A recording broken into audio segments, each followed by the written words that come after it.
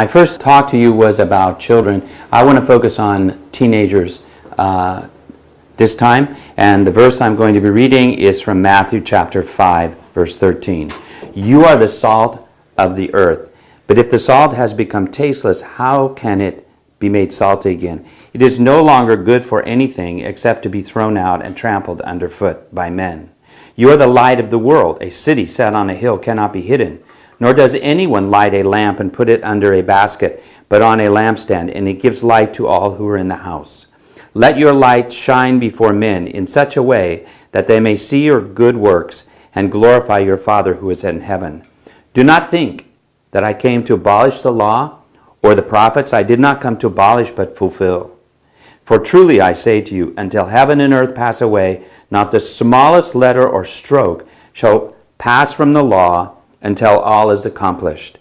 Whoever then annuls the least of these commandments and teaches others to do the same shall be called least in the kingdom of heaven. But whoever keeps and teaches them, he shall be called great in the kingdom of heaven. I grew up in a church in Idaho, in the mountains of Idaho, hunting and fishing, and that was my life as a young person. I grew up in a church, very active in a church as a church goes, but by the time I was a teenager, I had no idea about what Christianity was really about. I did not know, I didn't read the Bible, I wasn't interested in the things of the Bible necessarily, and I didn't think like a Christian, but I did think like a church person.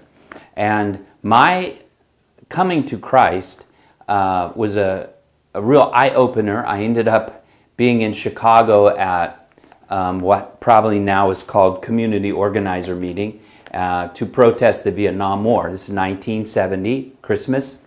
And I realized at that time that I was not a Christian. And I'm not going to go into that in depth or in detail, but in this next year, it was my senior year in high school, I gave my heart to the Lord. I opened my Bible for the first time and to read it that was outside of church, and I began to seek the Lord.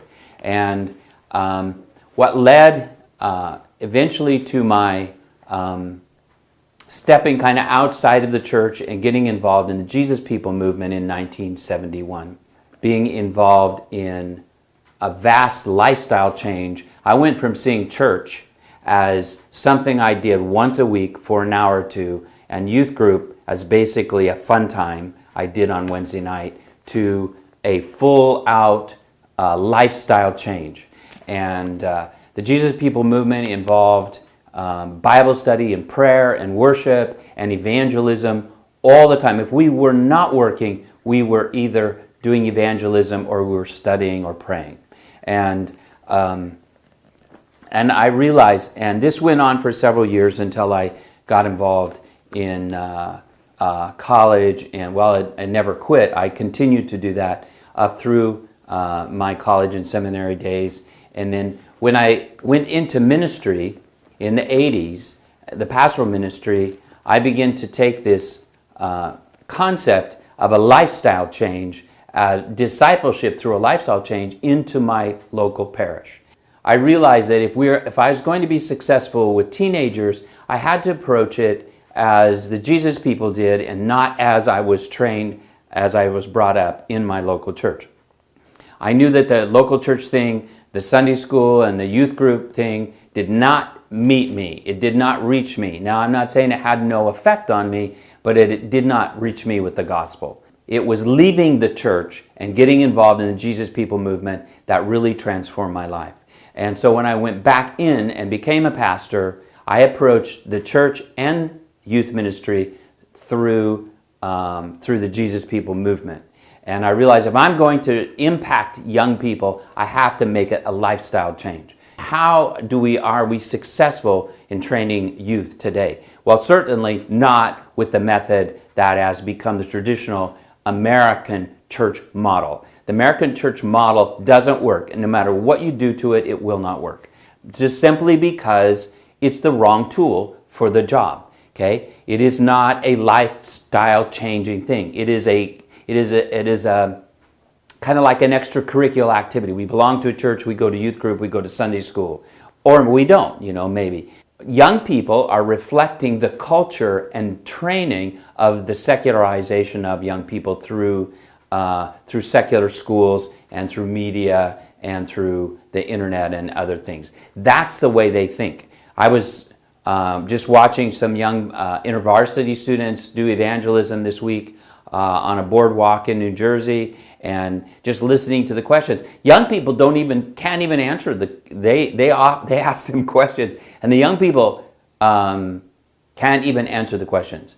I didn't see anybody even knew what one of the 10 Commandments was. In the whole, several hours I watched them interview young people on the boardwalk there.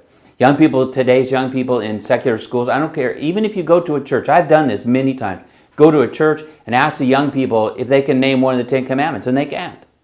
They can't, do not have basic Bible literacy. And I'm talking church kids. They do not understand basic Bible literacy. And so the question that I'm coming to, you are the salt of the earth, you are the light of the world. If you've lost that saltiness, if you no longer can attract the world, maybe you need to look at what we're doing. If a business had a 90% failure rate, that man would be sitting down with his managers, that CEO would be sitting down with his people saying, we have to change some things here.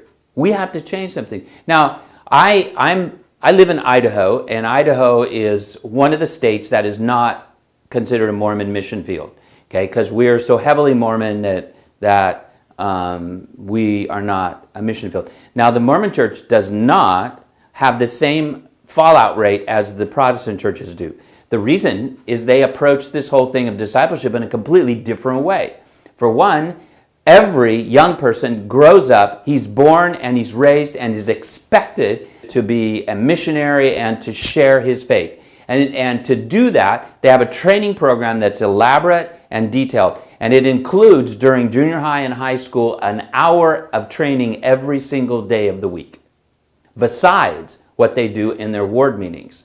And so their training program, first of all, it has the expectation of missions or evangelism. And this is a point I want to make right off the bat.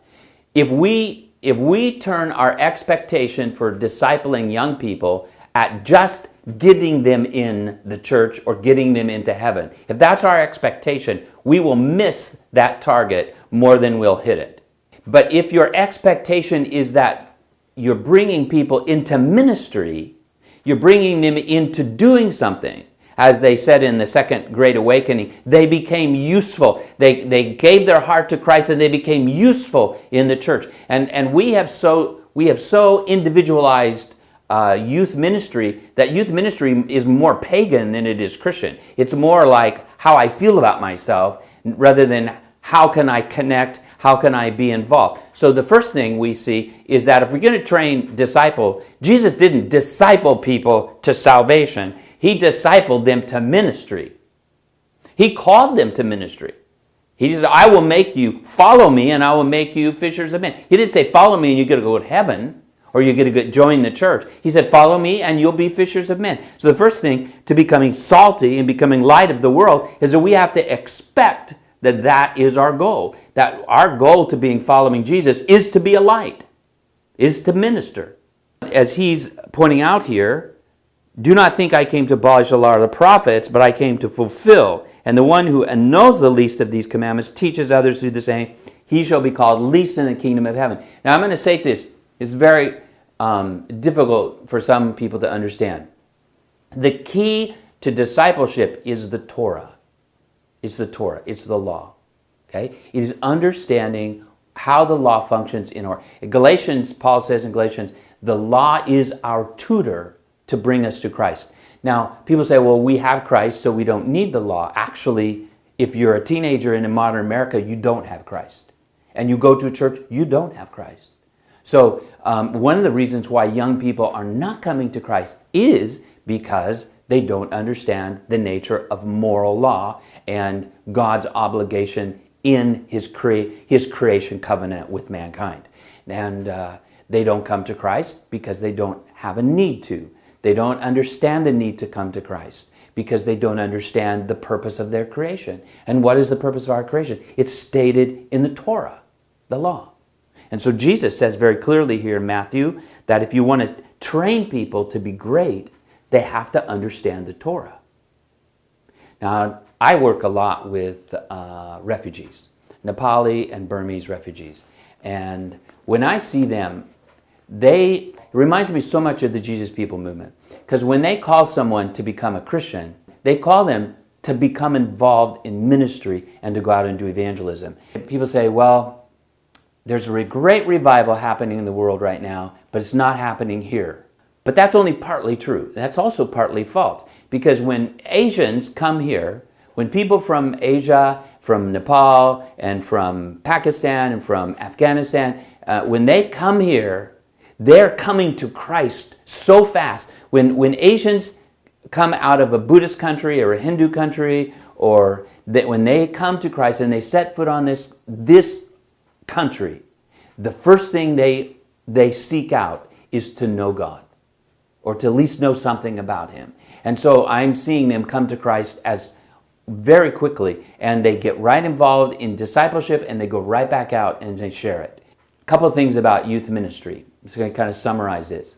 We have to start by training our own children with the expectation that they will be called to be disciples, to be ministers, to be evangelists, not to go to heaven, but to be useful in the kingdom of heaven. You cannot disciple young people today with the format that is in the current Protestant church. It will not work, okay? And you can't fix it. You have to have a completely different format.